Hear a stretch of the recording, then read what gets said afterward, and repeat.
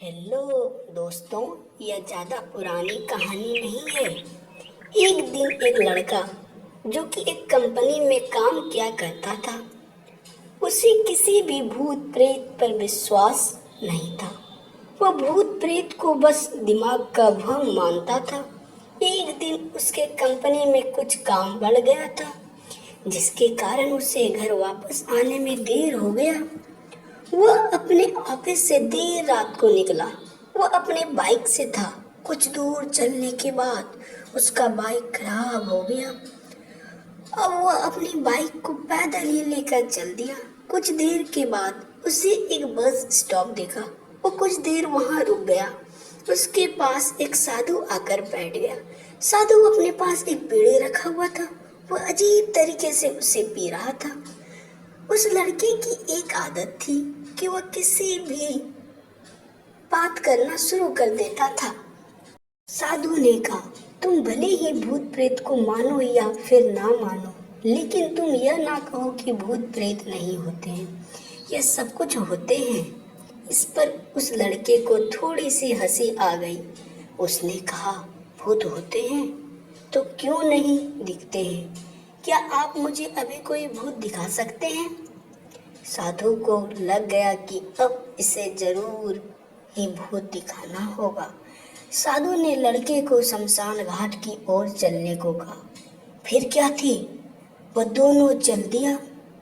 रास्ते में उस लड़के को थोड़ा डर लगने लगा, फिर भी वह अपने डर को कम करके आगे बढ़ते जा रहा था। कुछ देर बाद वह शमशान घाट पहुंच गया। शमशान घाट में अभी कुछ लाशें जल रही थी। साधु ने जमीन में एक लोहे का कील गाड़ दिया। उसमें एक सफेद धागा बांध दिया। उस धागे का अंतिम डोर उस लड़के को पकड़ने को कहा। अब उस लड़के को हद से ज्यादा डर लग रहा था। उसकी सांस तेज हो रही थी। इसके साथ ही उसके पैर हाथ भी कांप रहे थे। फिर भी उसने धागे को पकड़ लिया। साधु ने कुछ बताते को 4 जगह पर रख दिया। सारी बात उस धागे के पास ही एक लाइट में रख हुए थे। उसके बाद साधु ने लड़के को सावधान किया, अभी कुछ आत्मा इसको खाने को आएगी। जब तक वो उसको खाकर चले न जाए, तब तक तुम अपने हाथ के धागे को मत छोड़ना। यदि तुम ऐसा करते हो तो तुम्हें नुकसान हो सकता है। फिर साधु से मंत्र पढ़ना शुरू कर दिया। कुछ मंत्र पढ़ने के बाद साधु ने उस लड़के को आंख बंद करने को कहा। फिर कुछ देर बाद ही आंख खोलने को कहा। जब उस लड़के ने आंख खोला तो वह जो देख रहा था उसे उसके ऊपर विश्वास ही नहीं हो रहा था। वास्तव में वहाँ 4 आत्मा थी जो कि बतासे को खा रही थी।